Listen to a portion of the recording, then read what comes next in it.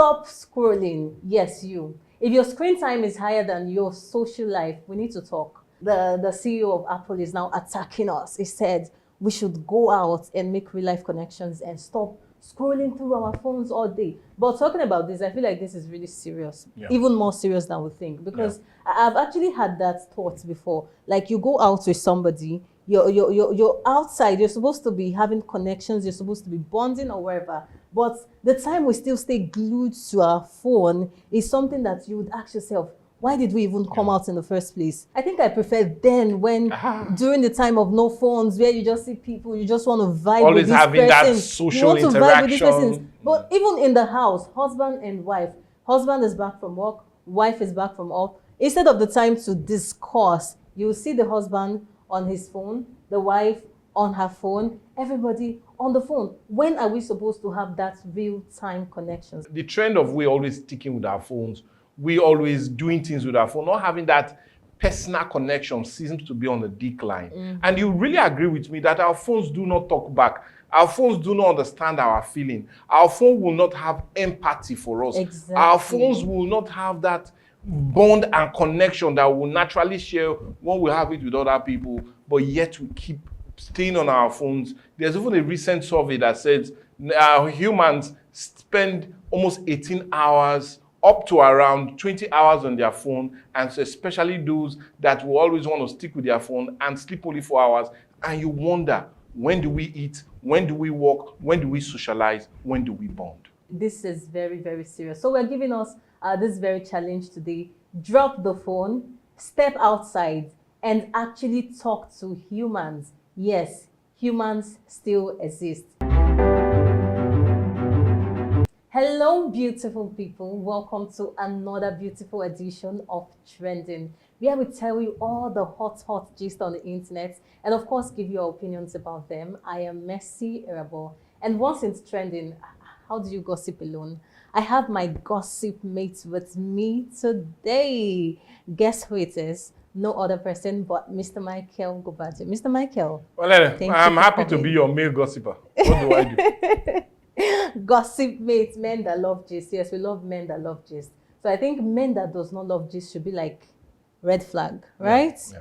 I think ladies should look out for things like that, because why would I go home and my man is not willing to hear all the gist? Because I always love gist. So when I go out, I have lots of gist to tell you as my man in the house. That's the mistake they make. We have a whole lot of gist. Like, the pump price of petrol has increased. No, we're not interested in that. I want to tell you what happened when I went to the salon. I want to tell you how one lady was discussing about her husband in the salon when I went for spa and all of that. All of this gist. So we love men that love gist. No, men that love gist. So if your man doesn't love gist, that's a big red flag. Anyways, without wasting much of our time, let's dive straight into our stories for today. Stop scrolling. Yes, you. If your screen time is higher than your social life, we need to talk. So there's this Tim Cook just called all of us out. He said, stop scrolling your phone all day. Go out to have real life connections. Ouch. Not Apple dragging us while still collecting our money. But let's be honest. When was the last time you hung out without checking your phone every 2 seconds? Exactly. Trending takeaway, your phone is smart, but your real life should be smarter, and that's on period. Yes, so the CEO of Apple is now attacking us. He said we should go out and make real life connections and stop scrolling through our phones all day. But talking about this, I feel like this is really serious, even more serious than we think, because I've actually had that thought before. Like, you go out with somebody, you're outside, you're supposed to be having connections, you're supposed to be bonding or wherever. But the time we still stay glued to our phone is something that you would ask yourself, why did we even come out in the first place? I've seen situations whereby I've watched, like, should I say, like a social experiment where I just see some people, set of people seated, and everybody, they were on their phones. And I'm like, what exactly is going on? You're supposed to be discussing. I was just like, I think I prefer then, when during the time of no phones, where you just see people, you just want to vibe with this person. Always having that social interaction. You want to vibe with this person. But even in the house, husband and wife, husband is back from work, wife is back from work. Instead of the time to discuss, you see the husband on his phone, the wife on her phone, everybody on the phone. When are we supposed to have that real-time connections? Mr. Michael, what do you Well, think anyway, about this? you know, he said it, and Tim Cook, is the owner of Apple, coming out to emphasize that it means a whole lot to a whole lot of people. You know, the trend of we always sticking with our phones, we always doing things with our phone, not having that personal connection seems to be on the decline. And you really agree with me that our phones do not talk back. Our phones do not understand our feeling. Our phone will not have empathy for us. Exactly. Our phones will not have that bond and connection that we'll naturally share when we have it with other people, but yet we keep staying on our phones. There's even a recent survey that says humans spend almost 18 hours up to around 20 hours on their phone, and so especially those that will always want to stick with their phone and sleep only 4 hours. And you wonder, when do we eat? When do we walk? When do we socialize? When do we bond?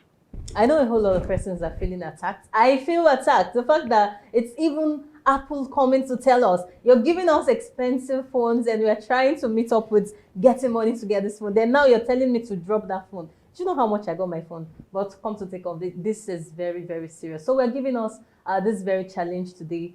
Drop the phone, step outside, and actually talk to humans. Yes, humans still exist.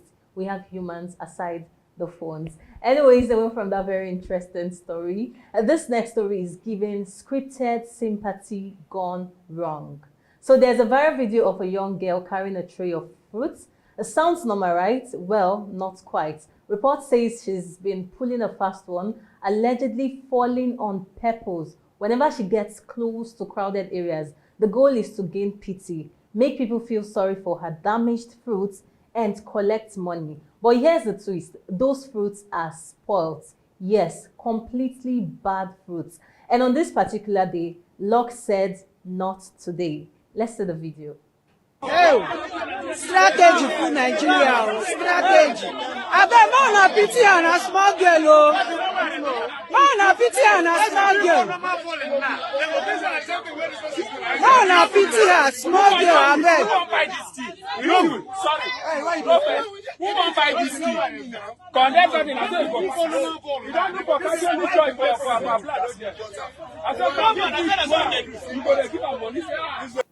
So now here's the real talk. There was absolutely no need for all of that. The same energy used to stage falls and deceive people could be used to actually sell good fruits and earn honestly.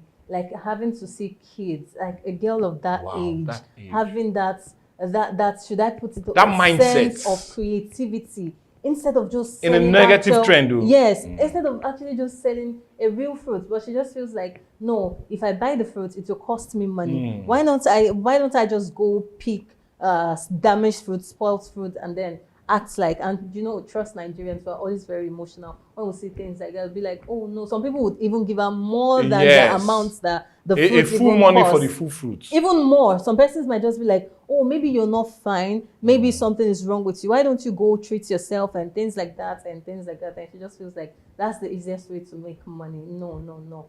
Honesty still pays. That's one thing that we need to keep emphasizing on. This is a young generation. It's so sad to see this very girl, this young girl that should be thinking of how to excel in life. During our time, when we were of this age, we were thinking of how to be future leaders. Imagine future leader thinking of how to scam people, how to get money. This is very sad. But I feel like this whole thing might not just be her. There might be somebody pushing her. She might have somebody that's even helping her get all of these damaged fruits. She might have somebody helping her with all of these things. That's what I am feeling about this very story. Mr. Michael, what do you think? I feel a bit concerned. And my concern is drawn out of the fact that, you know, having young Nigerians think of very dubious schemes of actually scamming people will make you fear what the future will look like. You know, having that very mindset, it's more than being, it's too much being creative. But have a creative, evil mind is even far more worrisome. And that's where my fear lies. You know, I'm just really, really pained about that fact, because if a girl could use energy to look out for herself, gain money, earn money to take care of herself, But going through that negative trend to deceive, scam people on this part of empathy or sympathy, it is really not the best way to go. I feel what they need to do for her is see how they can even help her out, raise up a business and see whether she'll run it and change her mindset of it's only through dubious means that I have to feed. That's a wrong mindset. And that's a mindset I want many young Nigerians, especially of our age, to discontinue and they try to see if they'll make it change, especially as a concern building positive character. She was even lucky that the crowd did not unleash their anger on her.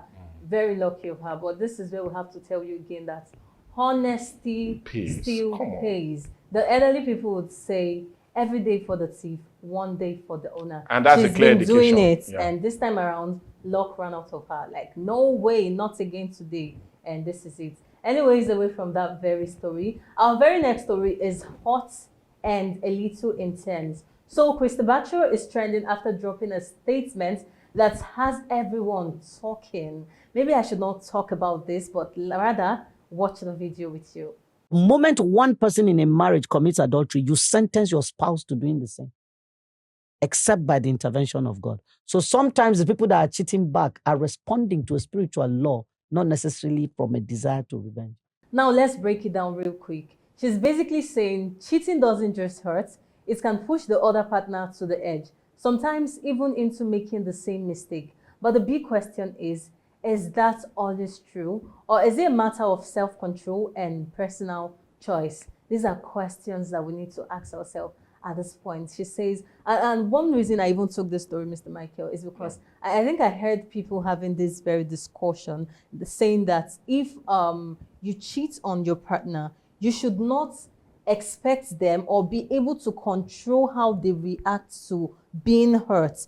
This person is hurt and this person decides to cheat back, and then the society is seeing it as a big deal. This person is hurt for crying out loud. I don't know why people just say, especially when a lady is being cheated on and then she decides to do the same thing. People are always like, no, it was in your mind. You actually felt like you needed to do it. Stop making excuses and all of that. And some persons are even saying, oh, you're even hurting yourself the more, not the man. It has nothing to do with the man. But like I said, I don't think you can really control the emotions of the hurt person. Mr. Michael. Well, I would just rather say this. I was opportune to have a discussion with someone that did just what is being portrayed. And what the person said was like, yeah, at first it felt like, yes, it's me paying back. But at the end, she felt used also. So it was a taste of sweet and bitterness in her mouth. And it left a very painful taste in her mouth because at the end, it ended the relationship. It's more like a relationship, not marriage though. But, you know, I feel cheating does not remove the pain. It only intensifies the hurt. Because sometimes you end up blaming the person for making you go through what you did. Making you not be yourself. Some persons naturally do not cheat and they do not retaliate in every provocation. So it's only persons that have this strong resilience or feeling of if you do me, I do you back. That's the same people that will go through this. But some other persons will not. They have that self-respect and personal boundary and do and don't, especially when it comes to issues of relationship and emotions. So for me, like you said, I'll feel it's more of personal will and indeed a whole lot of personal control. So you cheating does not, yes, it does provocate, especially for persons that are always having that retaliation always on the back of their mind. You do me, I must do you back. But it's not for everybody. And it's not everybody that condones it and can do it. But I beg to differ. I feel like this thing is not really about somebody that has that mindset already. According to what she said, after that event, you might just have this urge to do it. And even if naturally you're not this kind of person, that it only takes the grace of God for you not to. Okay, for instance, you're seeing temptations and all of that normally you would have just resisted. But next thing is coming to your mind that after all, he cheated on me. That's why I said. After all, he cheated on me, and then. But I don't think that's really retaliation. It's you being you're hurt yourself, at that moment. I was hurt, and so there's every need not to care whether he's hurt back, and you want to hurt back. Simple. It's common sense. Again, it's a personal choice, but I feel like I want to stand with what Mr. Michael said. It does. It gives room. It gives room. Try to understand what I'm saying. It gives room to allow that kind, because some persons will even naturally like to cheat, but there's no room for them to. And they'll feel like, oh, if I do so, I'm guilty of doing so. But when you see that room, that open window, that means it has always been in the back of their mind, but they're not really acting it because there was an open window for them to do so. So that's my thought. So I think I stand with Mr. Michael. It's a personal choice. Yes, so it is. If you think For somebody to touch your body. if you think cheating back would help you heal, no, it would rather intensify the hurt. Away from that very story, so Kiekie is trending after addressing the never-ending question, why are you hiding your husband? Kiekie, why are you hiding your husband? And she said, let me land. My husband is not funny. Why should he be in my content? Almost straight, no filter, no long talk. On a more serious note, not every partner wants to be in the spotlight, and not every relationship needs to be turned into content for the internet. Some people are funny online, others are just supportive behind the scenes, and that is very, very okay. I don't know why this whole Kiekie issue has been like this, and netizens have really been dragging her from the very beginning. Your husband, we need to see your husband. Why are you hiding your husband? How come we're not seeing your husband? Yes, we know most people, once they get married, that is already a content for them. They see their marriage, their day-to-day life, they want to bring everything on the internet. That is very fine, but not everybody are really social. What if my husband does not really want to be on the spotlight? Should I force him there because of what netizens would think? Should I force him there because netizens will feel like I am hiding him if I don't show my husband? I feel like people should be allowed to live their lives, especially the celebrities. They should be allowed. There's no manual to these things. It's not because Madam A is bringing her husband on social media, now you want every other person to show their husband. And once they're not showing their husband, it is tagged hiding. She is hiding the partner. I feel like this is totally wrong, Mr. Michael. Yeah, you're quite right, and I really would stick with what she said. You know, we need to give her that respect.